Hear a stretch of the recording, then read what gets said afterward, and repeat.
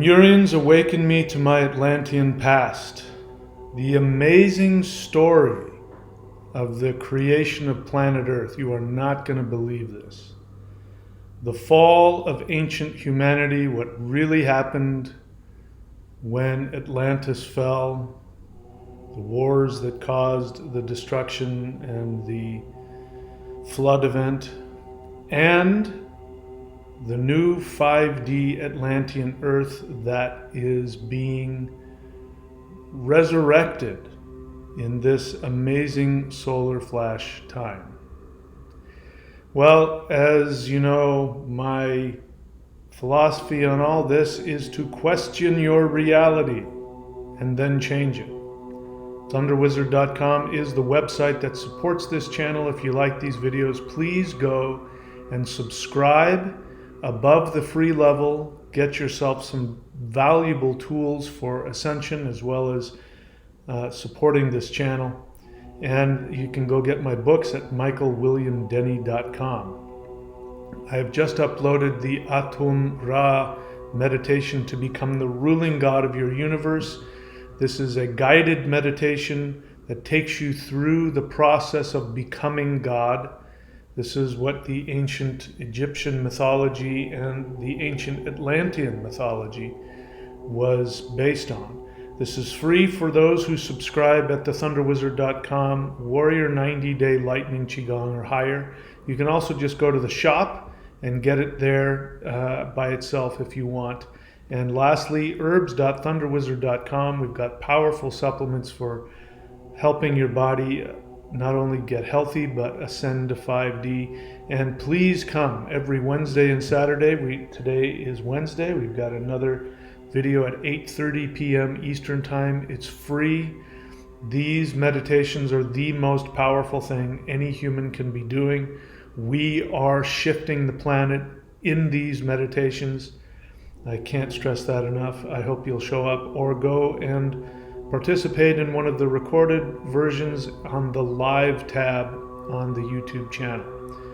All right, today I'm going to be sharing with you in depth exactly what has happened. I've got lists here that'll take us through exactly the creation of the earth. I've got 2 of them, so get out your popcorn. This might be a long video, but trust me, it's going to be worth it. Welcome back to the channel, my friends. So we're going to dive off the deep end here. Let me just state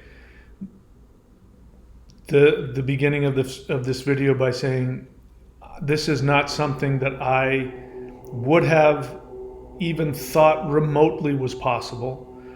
If you had told me something like this 4 or 5 years ago, I would have said whoever came up with this is very deluded and needs to go see a therapist.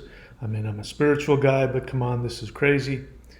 And so for me to be talking this way, even talking about Atlantis and Lemuria and all the kinds of things that I'm going to be talking about, just know that this isn't something that I would have normally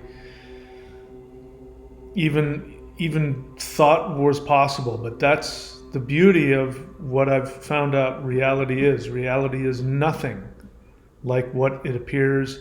And the best parts of reality are the things that we fantasize about, that we most deeply want. So you combine that to completely unbelievable stuff that goes even beyond anything we could imagine, and the best of all the things that we would want to be true, that is reality. So we're going to get into that. And bear in mind, what I'm going to say is completely, totally off the deep end.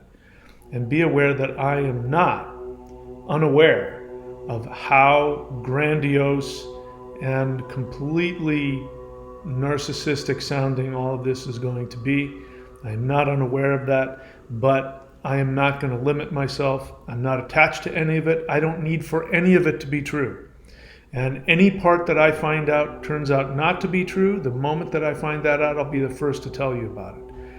But I'm following the energy, and I'm following the messages and the beings that I'm working with, and this is what's coming from them. I am erupting internally, emotionally. When they tell me what happened, my human brain has no memory of it, but emotionally, on a deep level, even like if there's such a thing as soul memory, these awaken within me, and the feelings and the energy is undeniable. And most importantly, each time I have one of these awakenings that I personally don't humanly remember, but I remember on a spiritual level, there are healings that happen to me psychologically that, that's how you know. When somebody's ill, like crazy people who are actual, psychotic, people who are suffering from psychosis and delusions, their delusions actually make them more unhappy, more destructive, more narcissistic, more abusive, and they become physically ill, their lives fall apart. That's what happens to crazy people. When somebody is actually tapping into health and sanity, they become physically healthier, they become emotionally healthier, they become, less attached to other people's opinions, and they become more empowered within themselves. They become more loving, more kind, more compassionate. These things are happening to me, and this is one of the reasons that leads me to believe that what I'm about to tell you is the truth.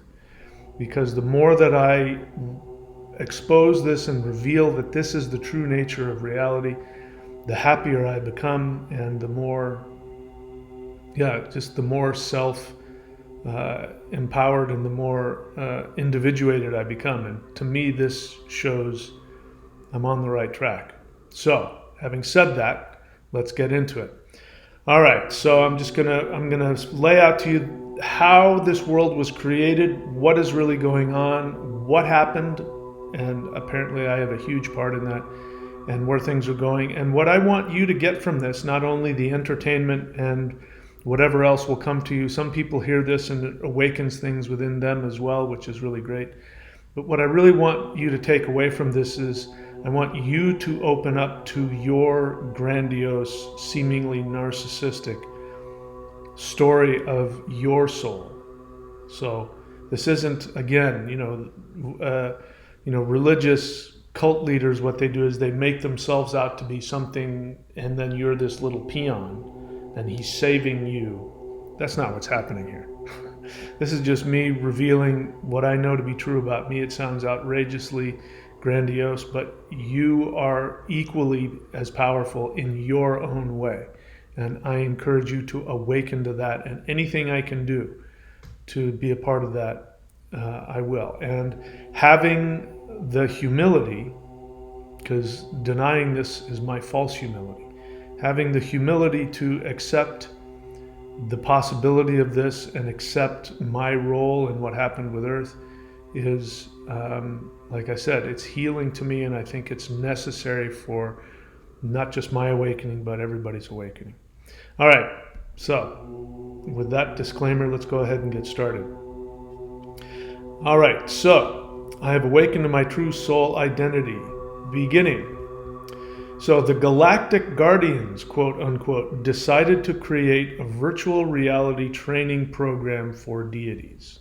All right, so I don't know how long ago it was, but it was in interdimensional meditation, and I was taken to, I don't know if it was a planet or what it was, but it was someplace very powerful. I don't even know what dimension it was, but the way I experienced it was that I was brought into this huge megalithic open air like temple. So imagine big giant megaliths, and they're very ornate and carved. I believe they were made out of some kind of black stone, polished, beautiful. And there was these steps down into like this amphitheater, and in the amphitheater, it was like the center of whatever this temple meeting place was. It was sort of like a meeting place, the feeling I got, for a specific council, or maybe councils in general. And when I got down into the bottom, there were these huge pillars of light. They were beings, and they were very friendly to me, and they acted like they knew me, like I was their their friend.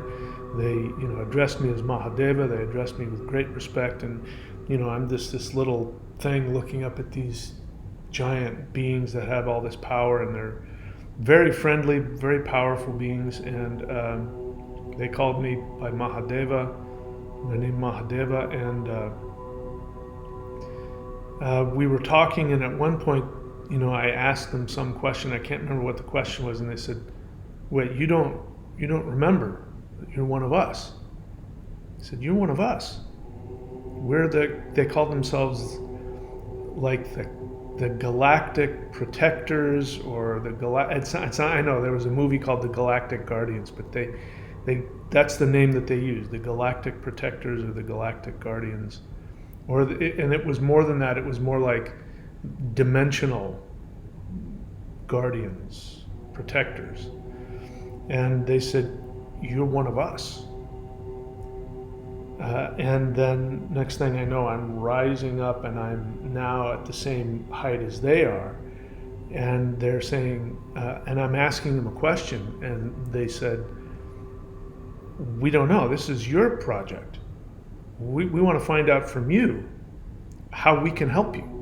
You're already in the project. You're doing the work in the project that we've talked about.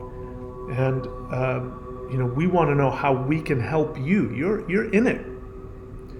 So I had shifted to a dimensional level that was far above all of the karma and the chaos, and I became aware that I was one of these council members of these interdimensional, very high, I don't even know what dimension, 10, 11, 12 dimensional beings, and that we had decided to create a virtual reality realm, which, as it turns out, is third dimensional Earth.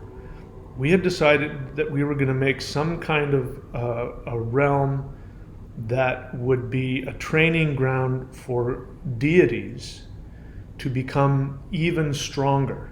And we were discussing how that is. Now, there were already many planets and many dimensions, and they were already thriving. The Andromeda galaxy, the Sirian galaxy star, whatever, the Pleiadians, others. Those are just a few. There's already infinite numbers of these very high-level civilizations where souls can incarnate and learn, and that's what they're all about. But they were too easy, and people needed to learn and grow. So I came up with this idea. We're going to create this dimensional playground / school for deities, and it turned out to be Earth. All right, let's see, what else did I say? So we decided to create a virtual training program for deities. All right. So Mahadeva, that's me, designed a high-density 3D planet matrix more difficult than all the others. So I was like, listen, we got to make this one harder, because we've got all these really great, beautiful schools, but the main complaint is that souls are saying, I want more challenge. I want to learn how to become more powerful deity, create more, experience consciousness more, have a greater consciousness, understanding and experience, and that only comes through when you dial yourself down into more dense realities. Then you have more resistance. Just like when you go to the gym, the greater the resistance, the bigger the muscles get. So we decided, and I came up with, we've got to make this one really hard. Let's make this one the hardest place. Let's make this the cream of the crop. Let's make this the special forces of the deity realm, where those that want can volunteer to go and really train and learn. So that was the idea behind it. We were all into that, and we were talking about what that would mean and all of that. So Mahadeva's daughter volunteered to incarnate as Mother Gaia to help incarnated souls. So the thing that you may not know, I mean, we talk about Mother Earth as a being. She is a being no different than any of us. She's a soul, no different than any of us. If somebody's born and they're 5'2", and there's another person that's born 6'9", the 6'9" person isn't somehow more of a human. No, they just happen to be physically bigger. So that's the idea here. Mother Earth is enormous, but the being behind it is a soul, just like you. Now, she's obviously very advanced, because to volunteer and be selected for that, blah, blah, blah. So she has made it clear that she's my daughter. We've had multiple encounters, and she's made it clear that I'm her daughter. And she volunteered out of love for me to be the vehicle for this. So I must have trusted her, and I must have seen that this was good for her as well as good for everybody else, because obviously I agreed to it. What father would do that if they didn't? Anyway, things are different out there than they are here. Anyway, I don't know all the details. I just know that she's my daughter, and she's a soul who volunteered to be the soul for this experiment. So she volunteered to incarnate as Mother Gaia to help incarnated souls. Mahadeva suggested that deities forget their identity so they could increase their power. So this was a big sticking point. And I just got hit with energy as I said that. So apparently I was really pushing for this. And I think that the consensus of the council was that they didn't want to go that far because of the danger of that. And they saw that there was a real danger, that if deities forgot who they were, it could be damaging to them. We didn't know how the cohesion of the soul would be if they forgot who they were, the potential for destruction. When a deity is unconscious and let loose, we didn't know what could happen. Nuclear weapons, just for example. Nuclear weapons don't destroy just 3D matter. They also destroy matter in other dimensions. They create wormholes and destroy other worlds. That's why extraterrestrials magically show up in droves when human beings start experimenting with nuclear weapons. So that's just one thing that happened that wasn't supposed to happen. And they were saying this. They were saying, here there are a lot of things can happen. You let deities loose, and they don't know who they are. They don't have a little bit of remembrance of their true essence. We don't know what can happen. And my response was, we have to. Otherwise, people aren't going to grow. Souls aren't going to grow to the level that they want and we want, and consciousness, God itself, the entire collective, wants to grow. We have to take this risk, and it has to be a real risk. Otherwise, if people just wake up real easily within the dream, it's going to be too easy. We have to make the game, And my thought was, I have so much love and respect for souls and for consciousness that they deserve that. They deserve to have the access to the most power possible. So the feeling I got is that I was able to convince them. There was reticence, but even though I think like the majority of them weren't too thrilled about it, there were some people that were like, I can see what he's talking about, and let's talk about it. If we're not going to do it, let's not do it. And my thought is, if we're going to do it, go big or go home. And if we decide this is a bad idea, then let's just not do it. Let's not do it half-assed. It's not going to accomplish anything for anybody. And so I was able to, apparently I was very persuasive, and I was able to convince everybody. Okay, and so then came up the thought of, how are we going to monitor this? And I said, listen, this is my idea. I'm going to go in. And they were like, you can't do that. You're, you're one of the Galactic Council members. You have to be out here. And we talked about it, and we all agreed that, yeah, he has to go in. This is his baby. And I said, listen, if I'm not willing to take the risk of losing my identity and all that, then, what kind of person am I? And how are we going to be able to fix this if something goes wrong, if we don't have somebody in the, as I'm saying, it's making me very emotional. And again, I don't know where these emotions come from. Some memory I'm not aware of. I must have been very passionate about it then as well, which may have been what convinced them. So, Mahadeva suggested that deities forget their identity so they could increase their power. The guardians debated whether complete absorption was too risky for soul cohesion. So the possibility of the soul losing its cohesion as a result of going so dense, and the damage and the destruction, that is a real thing. It's a very real thing. And Earth is right above the worst, soul discombobulation. Once you go beneath the third Kali Yuga, Earth third dimension, once you go down that far, there is a very real risk of the soul losing its cohesion.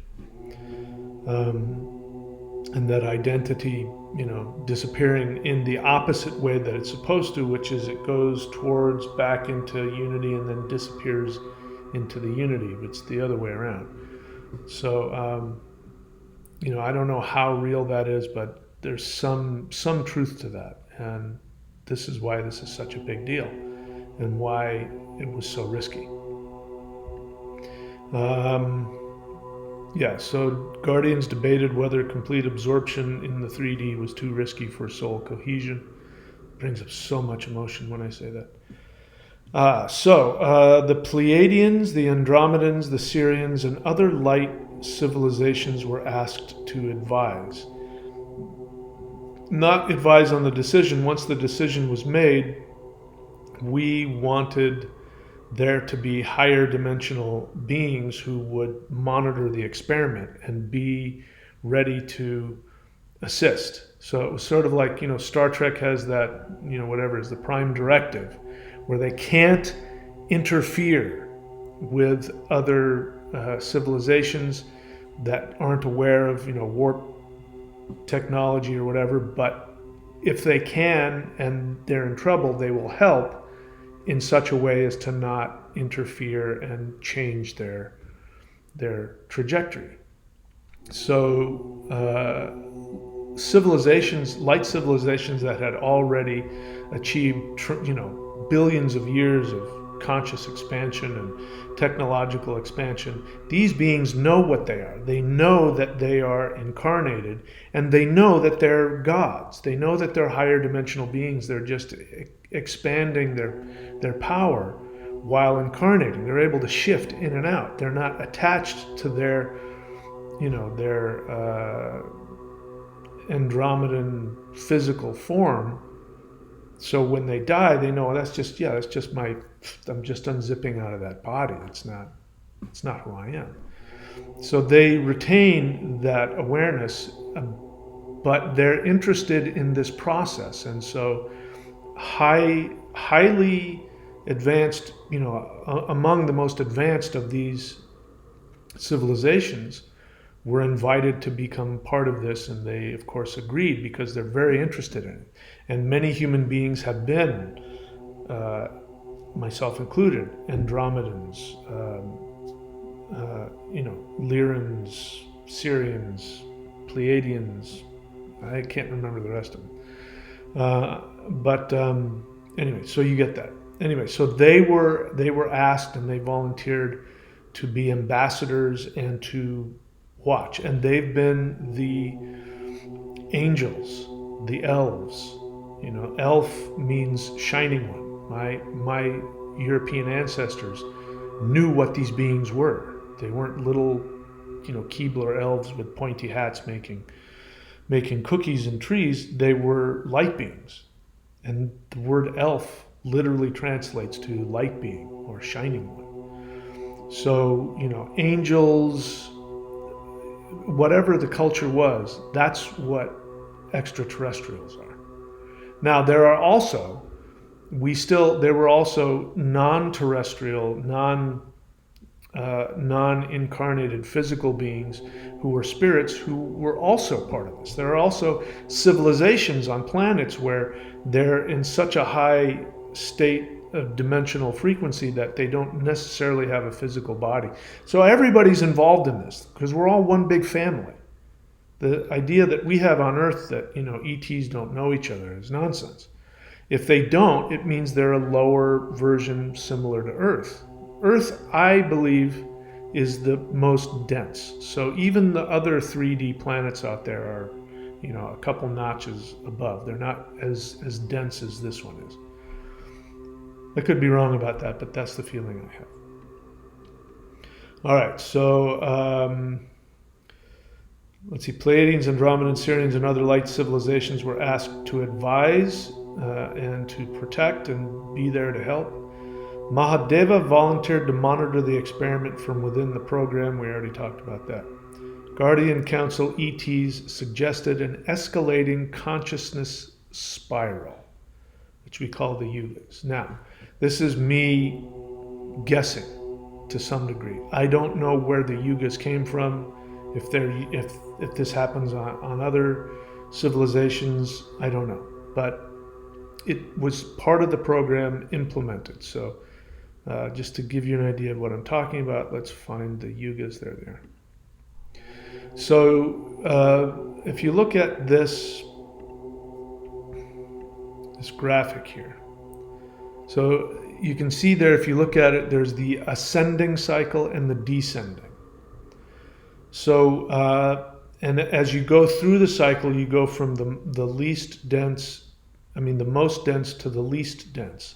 And the idea is that our galaxy, or our galaxy is orbiting around the universal center,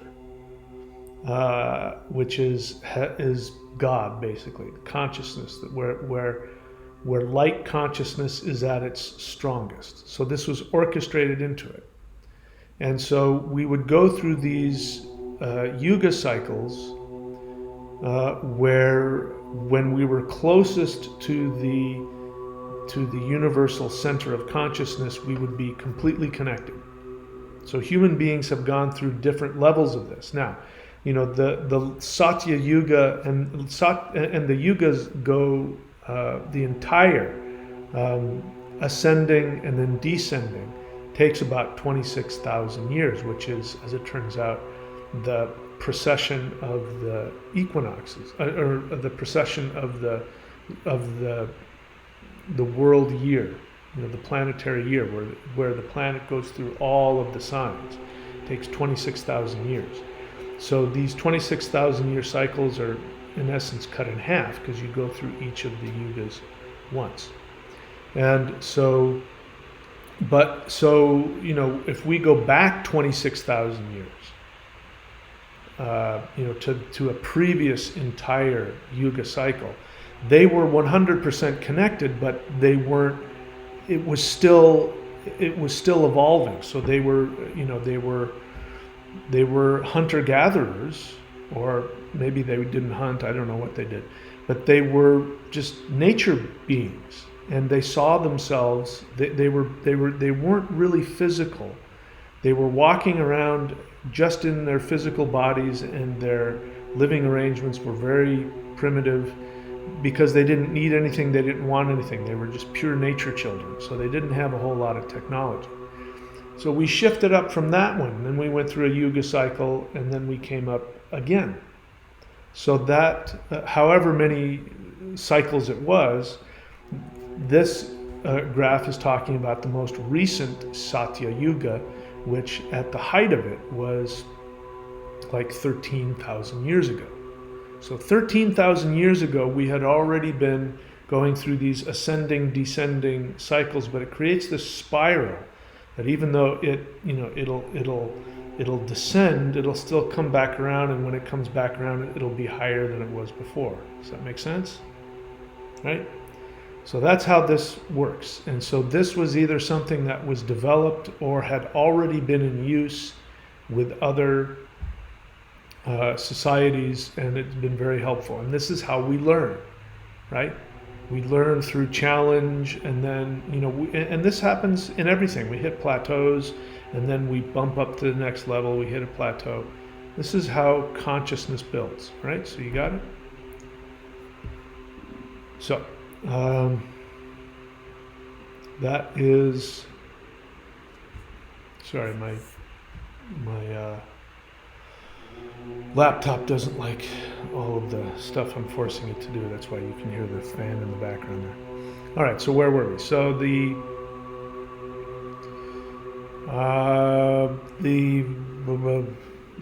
let's see. Suggested, okay, so the Guardian Council's right there in the middle.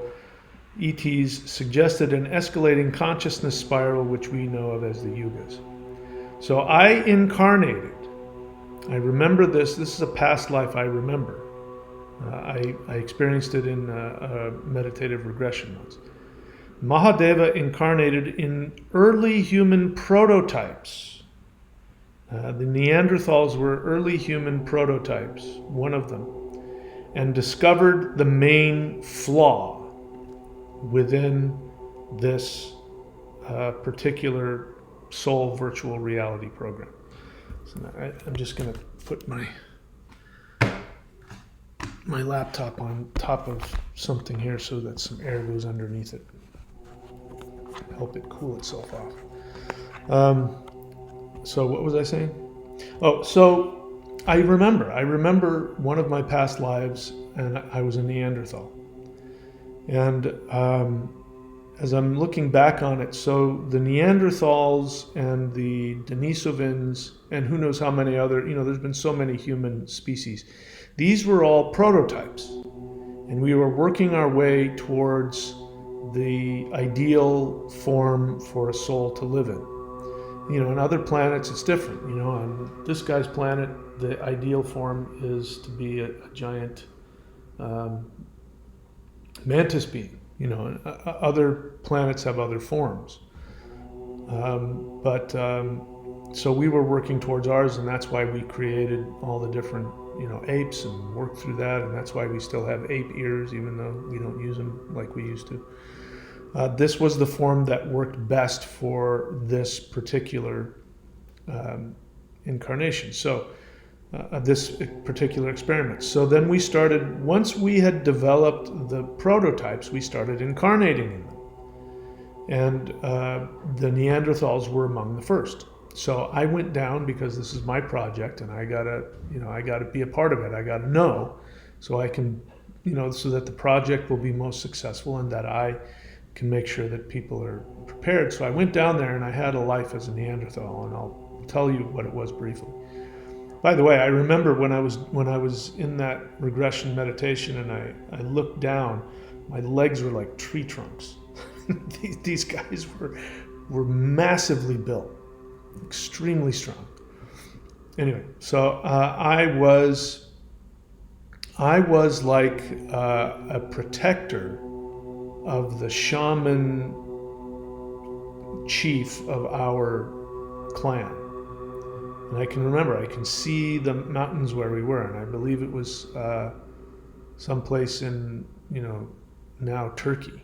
And I can remember being on the ridge of this mountain and looking down this mountainside, and the forest reminded me a lot of the forest in the San Bernardino Mountains, if you've ever been there. It was that kind of dry, but, pine trees, but it was, it wasn't like super filled with bushes and things. It was all dry and kind of deserty, but lots of pine trees, and I liked it. It was really cool. Anyway, and I was the protector of the shaman king. And so there was a political upheaval within the clan.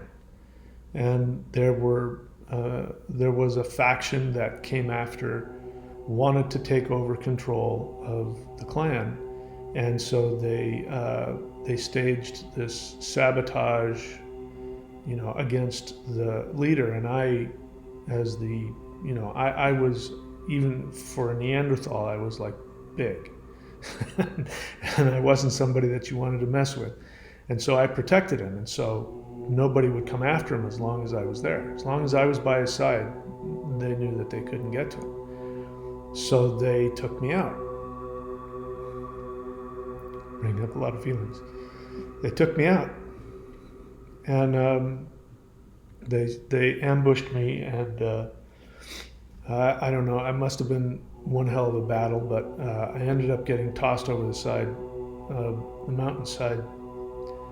And last I remember is that I was on the side of this mountain, and I was looking down on the plain below and the rivers, and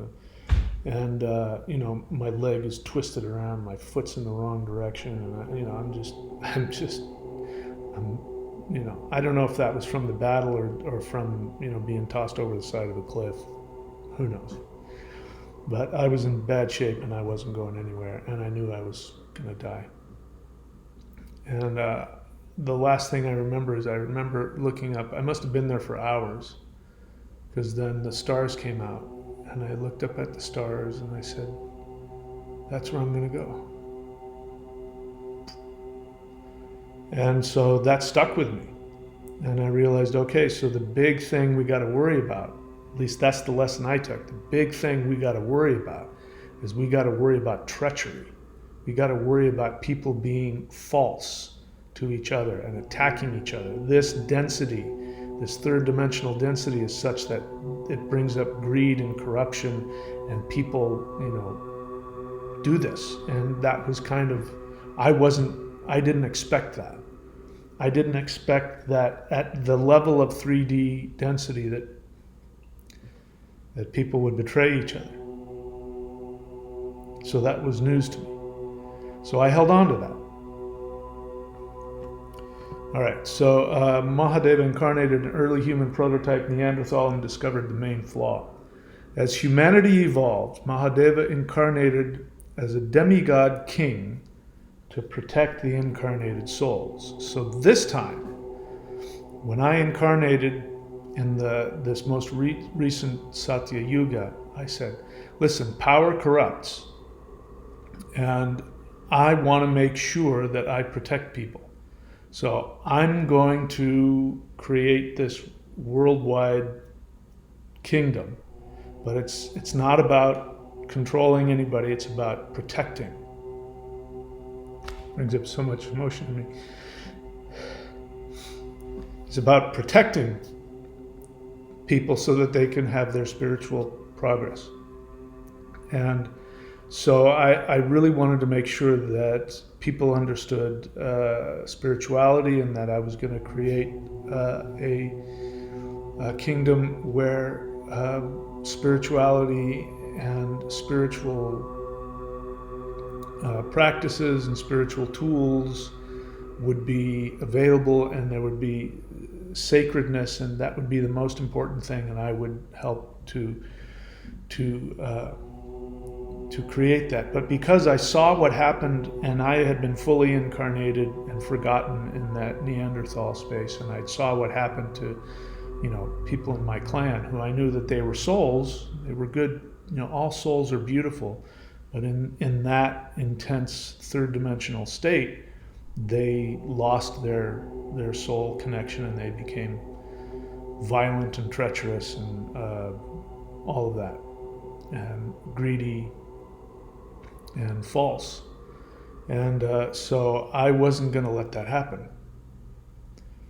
And looking back on it, I didn't work through the karmic pain of that.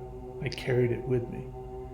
So I was consciously thinking, I'm there to help everybody.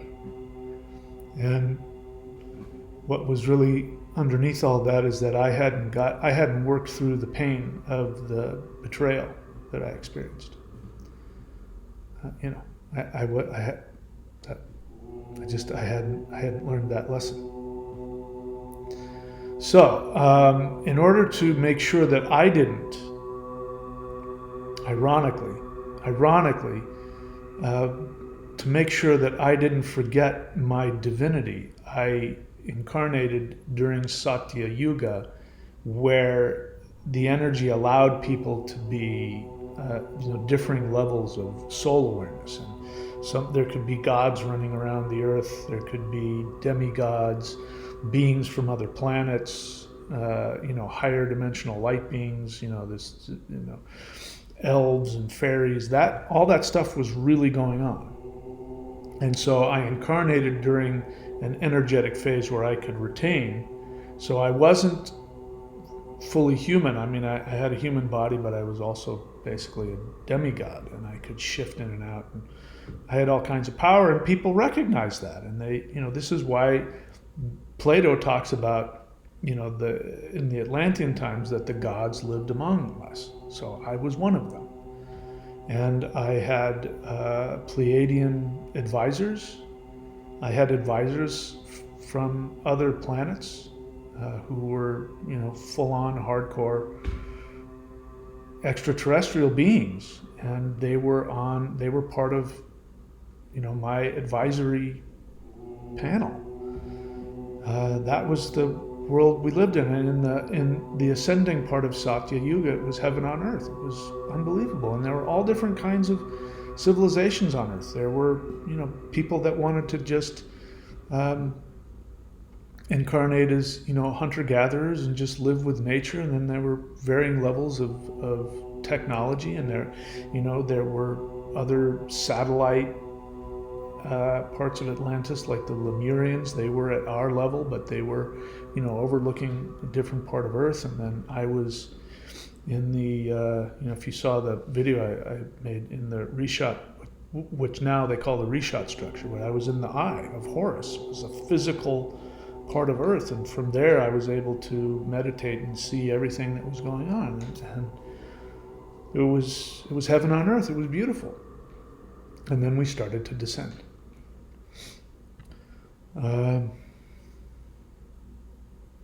All right, so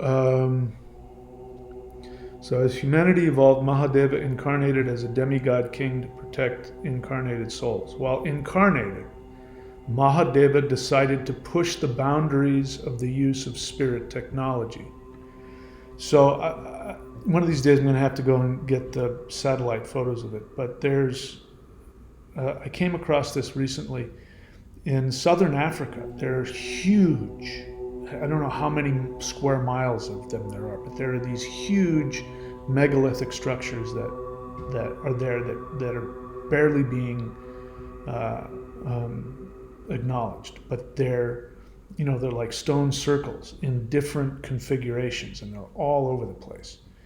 And when you look at them from above, you see that they're like a computer chip, that they're not random, that they're placed in certain ways, and to this day they vibrate different frequencies, and if you go and make different sounds, they vibrate, and create different frequencies.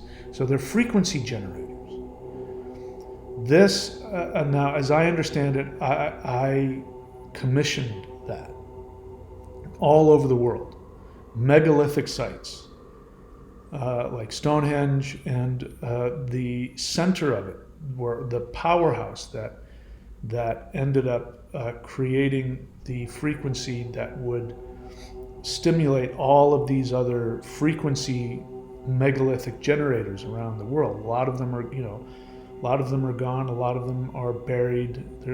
They're still there, and you have to wonder why the site at Göbekli Tepe was buried. And Göbekli Tepe is only one of a massive structure of megalithic sites, and you have to wonder why they buried it. Well, I'm telling you why. Because they didn't want it to be abused. They saw that somebody goes in there and and is using this Earth technology in the wrong way, that they could cause real damage, so they buried it. So the center of it, the generator that sent out all of the power around the world, that vibrated all of these megalithic frequency generators, were the pyramids. And so that's why I built them, because the megalithic sites by themselves worked during Satya Yuga, where you could just go have priests there, and the solar radiation would hit, and the lunar radiation, and all of the stars would hit. That's why they're aligned to the sun and the moon and the stars. It's not symbolic. So the people who built these weren't like, oh, we have to worship the thing and we're going to analyze the equinox. That's not it at all. These are generators. These are frequency transceivers. And they were using this energy to create power grids. And then you had access to magic. You could do all kinds of things with these power grids. It was a technology that went beyond anything. You know, how do you think all the stones were cut for the pyramid? I mean, we don't have the technology now. No matter what you hear, any scientist who says that they know how they cut the stones and built the pyramids is either uneducated or lying. They have no idea. We don't have the technology. They've tried, and they've absolutely failed every single time. So we had these frequency generators, and we knew the science of the elements, the 5 elements: earth, air, fire, wood, metal, fire, water, earth. Ether, air, fire, water, earth. We knew how to use these with our mind, with mantra, and we could use these things in ways that we can't even begin to imagine. So I used all of that. The generators themselves, the stone circles themselves, after we started descending, weren't enough. So I had to build the pyramids. And the pyramids were the electromagnetic generators that would then fire up, and then we could send that energy to all of the other megalithic sites, and then that would create an aura around the earth. And obviously it didn't work.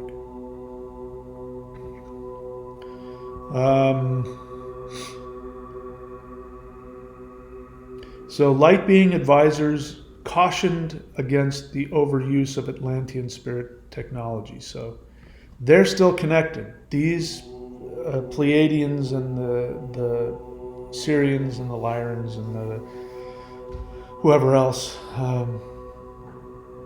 they weren't in the 3rd dimensional frequency. I was, even though I was a demigod, I still was in the frequency, and I was still unconsciously unaware of my unresolved pain because of the past life experience I had. And had I worked through that pain, things would have been different. But I didn't know. I knew what I knew. Nobody had ever done this before. And so, I knew what I knew. But the other light beings saw, and they were very kindly. They were very kindly advising me, hey, Mahadeva, you can't do this. It's not going to work. It's going to cause more damage. And I was really tested. I said, no, I'm going to figure it out. I'm not going to let that happen to my people, and I have to protect them.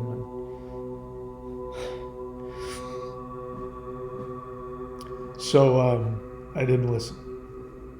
And they knew they were just there to advise. They weren't there to interfere. They didn't have veto power, and they knew it was my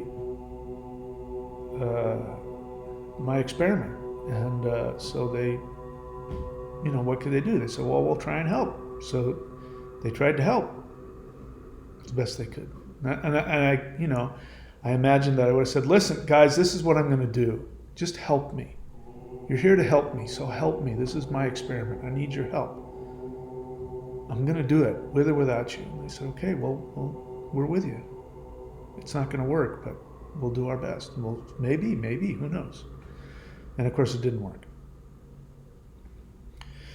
Gets even better. I hope you're eating your popcorn. So light being advisors cautioned against the overuse of Atlantean spirit technology. Mahadeva, because of Neanderthal karma, chose not to listen to the light being advice. Okay, and then number 2, go up at the top here, Atlas. Of course, that's Mahadeva, that's me. Atlas built a global network of megalithic solar, lunar, and stellar frequency transceivers. We already talked about that. Approaching Satya Yuga, megalithic technology rapidly increased human awareness. So this was the part of the experiment that was also working. So before, again, let's go back to the yugas. Where are they? So when you look at the yugas there, we were approaching 11,500 BC. So we hadn't started descending yet. So things were working. And because we were close to the galactic center, the spirit technology was going absolutely gangbusters, and the awareness, I was actually increasing and magnifying the awareness that would have been there. If I hadn't created that technology, we would have evolved to a certain level. It wouldn't have gone any farther. I was able to increase that, and people were able to go beyond their human limitations and become demigods in their own right. And I was happy to share that, and I thought I've figured it out. I figured out the best way to do this incarnation experiment, and I was really happy, and that was part of the reason why I kept pushing it. But then we started descending, and I wouldn't let it go. So approaching Satya Yuga, megalithic technology rapidly increased human awareness. This is hard. As descending cycle approached, Pleiadians advised Atlas to dismantle the spirit tech.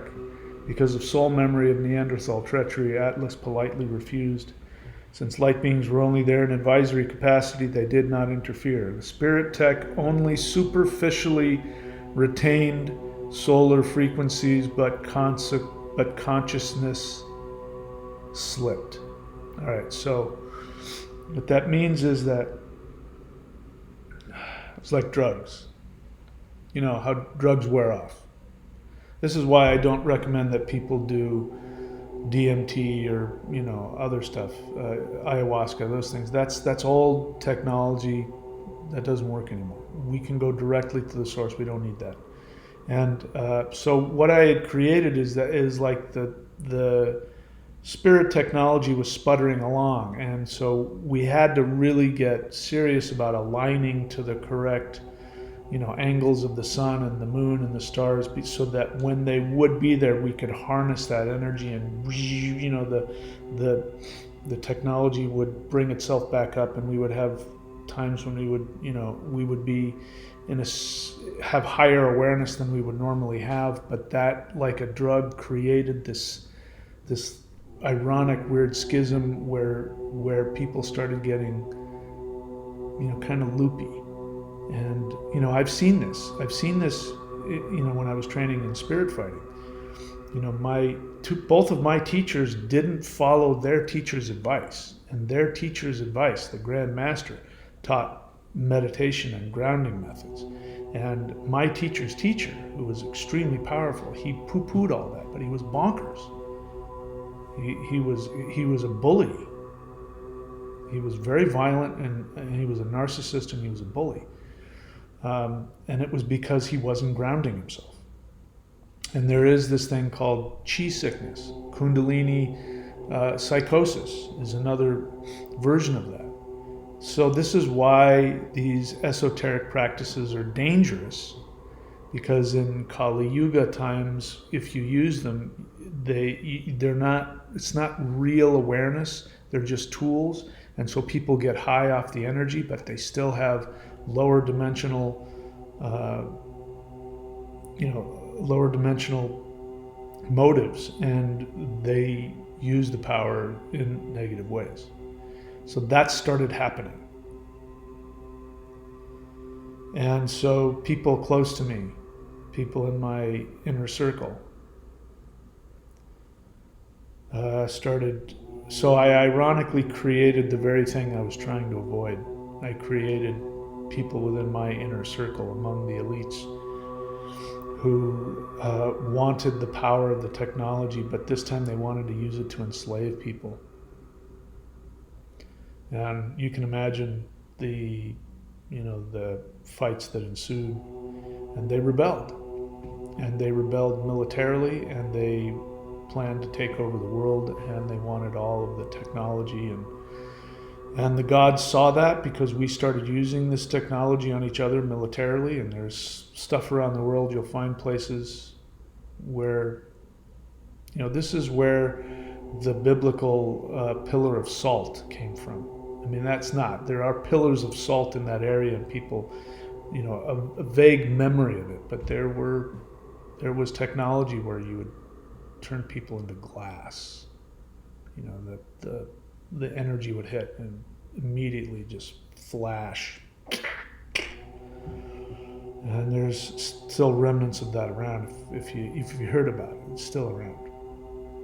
And this is talked about in the Vedic mythology as well. So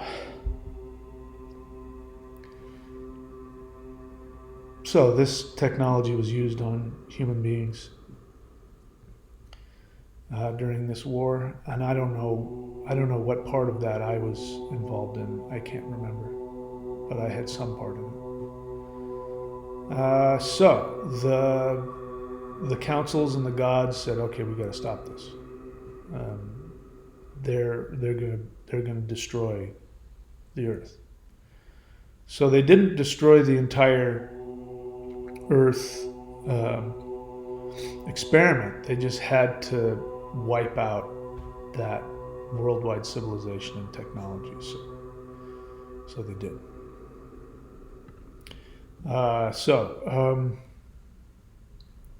Let's see. Since light beings were only there in advisory, the spirit tech only superficially retained the solar frequency, but consciousness slipped. As Earth frequency descended, rival Atlantean factions militarily rebelled. Lemurians refused to engage in war and advised Atlantis to shift to 5D with them. This is something I just recently found out. So I just recently reached out. I didn't even know Lemurians were a real thing, and I reached out to them, and sure enough, they were. And if you remember the videos, are like, "You're back. It's you. Are you back? Do you remember who you are? We're your friends. We're your family. We love you." And I apologized for whatever I'd done. They said, "No, you're not. You don't got the whole story. You tried to stop the rebellion. We advised you not to go to war. We advised you to shift up with us, to use the technology that you had brought about. Because of that, we had an ability to shift up. Because of what you did, you could have shifted up with us, and you chose not to. You chose to fall with the rest of the earth. And you chose to do that out of a desire to be helpful, because you thought that your presence in incarnations would keep consciousness from slipping down, and according to them it did. Things could have gotten worse. Sorry, it's not my plan to get emotional, but this is what I mean. These emotional memories come up, and I'm with you. I'm like, I don't remember any of this. Where are all these feelings coming from? So this is what tells me there's some truth to this. So, as Earth frequency descended, rival Atlantean. Okay, let's see. Lemurians refused to engage in war, advised Atlantis to shift to 5D with them. King Atlas declined, offered a shift to 5D with Lemurians in vain attempt to save Earth. Earth's reducing proximity to galactic center strained the tech, causing the cataclysm. So at the same time that Earth got hit with these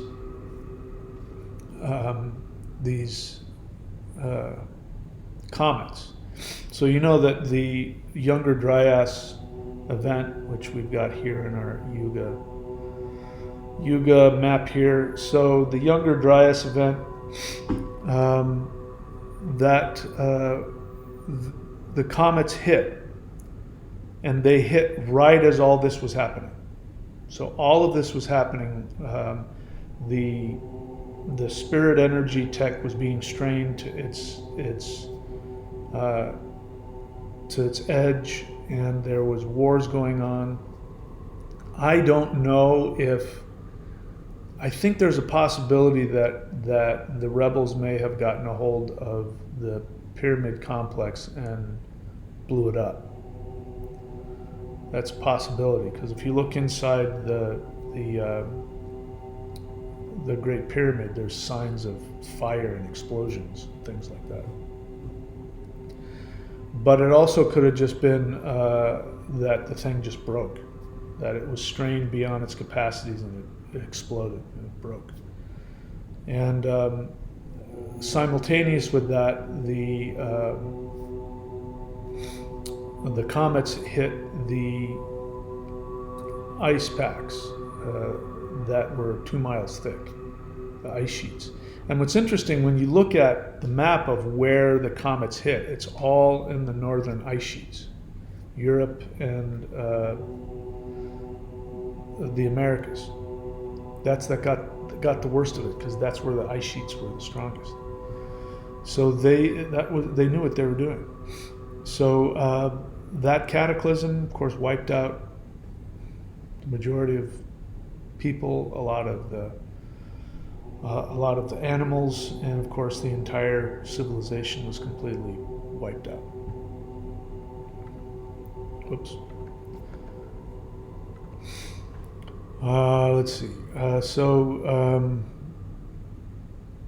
So Earth's reducing proximity to galactic center strained the tech, causing cataclysm. King Atlas, because of unresolved Neanderthal karma, fell into 3D and forgot his identity. And this was what the Lemurians were warning me about. I'm like, I gotta go down, I gotta save him. And they were saying, if you go down, you'll forget who you are, and you're better used to them up here. We'll work with you. We can still help, and guide humans from here. You're better off, and we need you. We need you here. This is, you're the one that this is your experiment. You're the guy with the power. And I said, no, I got to go down. And so I allowed myself to crash with the rest of the planet and whoever else was here. And I did. I completely forgot who I was. And 3D Mahadeva reached out. Oh, so now we're back to here. So 3D Mahadeva, which is me, reached out in CE5 and was awakened and allowed to balance the yuga energy. So I don't know that they planned on this, because there's a lot of people. I think there's a lot of people who were very powerful, very high level people in Atlantean times, and they fell. I have to imagine they were part of the rebellion, whatever reason, and they fell, and they don't remember who they are. So there's a lot of extremely powerful people, Atlanteans, who are on Earth right now. Many of them are the dark forces that are doing what they're doing. They're still in it. They're still in they still haven't recovered from their obsession with technology and control and enslavement. They're still in it. And but if they awakened, they would be very powerful healers. So I don't think they expected me to awaken. I think they thought I was going to stay like everybody else. So when I reached out and did CE5, I was awakened and allowed to balance the yuga energy. So this is an important lesson. I've been saying this for years, even before all of this, that people who have superhuman abilities, like, you know, healers that can go and heal millions of people and have all these gifts. There's no shortage of people like that who turn into cult leaders. And there, you know, I know of at least one person who had this ability, and he tried to turn himself into a cult leader, and it backfired. People were getting demon possessed, and he ended up getting, you know, a life-threatening illness. To my knowledge, I think he overcame that. But he's, you know, so I've been saying for years that people, if they have powerful abilities, like if they're powerful healers, it's not because they're more advanced. It's because they have a huge amount of karma. They've killed a lot of people. They've damaged and hurt a lot of people. And so in order to balance out their karma, they're given these healing gifts. And the people that they heal are the people that they harmed. So, you know, my abilities in the astral realm, you know, I've never seen, I've never even heard of anybody having the kind of power I have when I'm out there meditating. And it's not because of anything special, it's because I created a lot of damage and I have to clean it up. But people have to they have to awaken on their own. And so I don't know that they were expecting me to awaken. Could be wrong about that. But I think they might have not seen me coming. Because that's the message I'm getting. So 3D Mahadeva, second to the bottom there, 3D Mahadeva reached out in CE5 and was awakened and allowed to balance the yuga energies. So the experiment is still ongoing. We are now able to modify the prophecies of 5D. Now, what I'm about to say I could be wrong about, but then again, there'd be no way to know because this is how the Mandela effect works. So I've been following the Hopi prophecy for a long time, and I've known that the Bahana was going to come, and he was going to purify and defeat the dark forces, and if people listened and helped him do it, we would shift. And I always thought the Bahana was going to be something like a Jesus figure or something like that. And they said the Bahana was going to come from the east, of you know, where the Hopis live, and that he was going to wear red. Some other stuff about having a missing piece of some kind of a, you know, I don't know, plaque or something like that. So, but lately what I heard when I looked back and watched the Hopi elder from 1972, you know, and I put the links for it. He specifically said that there's going to be a man that'll come in a red hat. And he didn't say it was the Bahana, but it was clear that's what he was talking about. And so I think that's a new detail. I don't know that Trump has always been, you know, the one. He's the guy who showed up. He's obviously got some karma associated with this, or he wouldn't be given this power. Now, I don't have the information because light beings don't, they don't gossip. You know, they'll tell you about you, but they don't gossip about other people. So I'm going to make some educated guesses here. Trump came around the first time, and there was this thing called Trump derangement syndrome, which I absolutely had. I went back and I was looking for a Trump picture, and I knew that I'd made some Trump videos, so I was looking for a thumbnail. So just on my on my hard drive, I searched for Trump photos, and 5 or 6 or 7 thumbnails came up of me completely, totally attacking Trump on all levels. And I went, whoa, holy crap. I had such incredible Trump derangement syndrome. And so it got me thinking about, but it's clear, you know, now I'm a Trump fan. I don't think he's anything special, he's just a human. But I'm absolutely floored at the amount of things that he's getting done, and he is going after the deep state, and they've tried to take him out so many times, and he survived that, and he's going after them. And he's, if they don't take him out, if they don't sabotage him, he's going to absolutely do what he said he was going to do last time. They did an end run around him because he didn't know, how corrupt everything was, and he didn't know who to trust. And he had people like Mike Pompeo and other people like that who are deep state shills. But now he knows better. I mean, he's still not perfect, and he could still make a mistake, and they could still, infiltrate his cabinet with globalists. But anyway, my point was that I was trying to figure out why I had Trump derangement syndrome so badly. And I think it's because that he might have been one of the people who rebelled. He might have been one of the elites who rebelled trying to enslave the earth. That would explain why not just me, but so many people disliked him and thought he was evil and horrible and feared him. I feared him. I thought he was going to go in there and become a tyrant. And he's acted like it. He's given off vibes that he's got that in him. He's got that within him. And I think now he's working, in his best, off his best. I think he's had an awakening of his own, and I think he's working off his best understanding of how to best help everybody. And he seems really committed to helping free people. And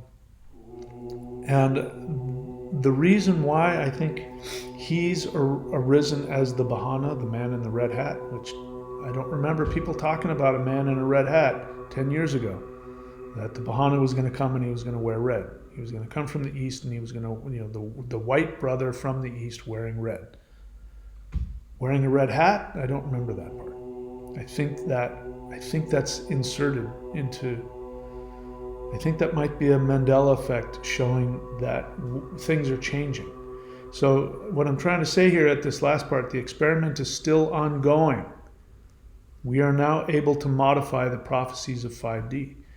The experiment is still ongoing. So the good news is that one of the chief architects of this experiment has awakened. And that means that we're in a different game now. That means that I can do what I'm doing in these meditations. I don't have any power down here. I mean, nobody even knows who I am. I can't do it. I mean, I'm just as 3D as anybody else. But when I'm out there, I'm doing things that even the gods are like, I know it sounds like I'm bragging. I don't care. I don't hold on to this as anything special. This is just the fact of the matter. The gods themselves are coming to me and saying, we've never seen anything like this. We've never seen any god do what you're doing. And they're all watching with popcorn. They're eating popcorn while we're doing these meditations. And of course, they're participating, but they're watching. And when I go to them and I ask them lots of times for advice about things, they're like, we don't know. You're off the map here. We've never seen anything. We don't know what happens next. This is you. This is all you. You tell us. So I've made the decision, I'm just going to decide what's going to happen. Whether or not it happens the way I'm deciding it's going to happen or not, that's out of my control. But you give me if what I'm understanding is true and the gods are saying, how do you want to do this? You just tell us and we'll move along with you. I say, here's how I want it to happen. And I've already made that list. And I've shared that with you. And I've shared it with them. I shared it with the Council of the Galactic Guardians. They said, how do you want to do this? I said, well, here's how I want it to have happen. And it's happening in at least the beginnings of it, the way that I described. The other things that I want to have happen next is I want there to be full disclosure of where are the children, how they've been, the things that have happened to them and who's doing it to them. I want full disclosure of what's happening behind the scenes, a full disclosure of the banks and the global Ponzi scheme that's been going on for thousands of years, full disclosure of the dark force religion underneath all of it, full disclosure of the technology, that the 0 point technology that humans should have had 100 years ago, so that we wouldn't be a slave to the petroleum economy, which it is. Our economy is completely controlled by petroleum. And if you get rid of that, if people have 0 point energy, there's no need to have a petroleum economy, and the banks lose all their money. All gone.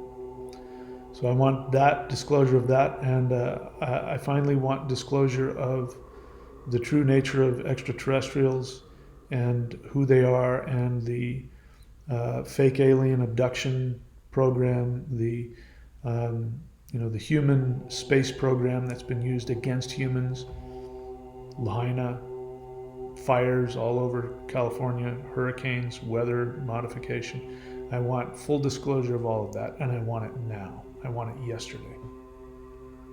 And so I told them. I told them exactly how I want this to go and in what order.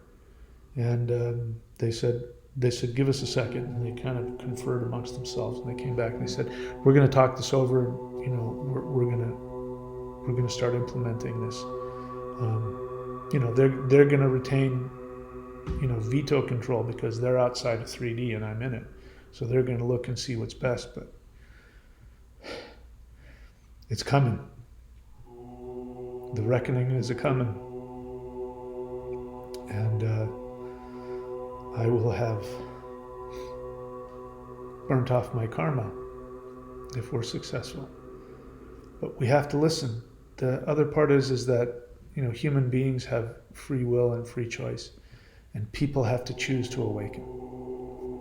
And that's the message. That's what the Hopi message is. If people awaken, then we'll go straight to 5D. If that doesn't happen, more wars.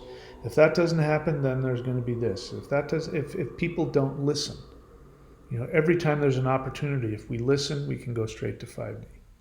And if we don't listen, there's more challenges coming. Until finally, it'll be, the worst case scenario.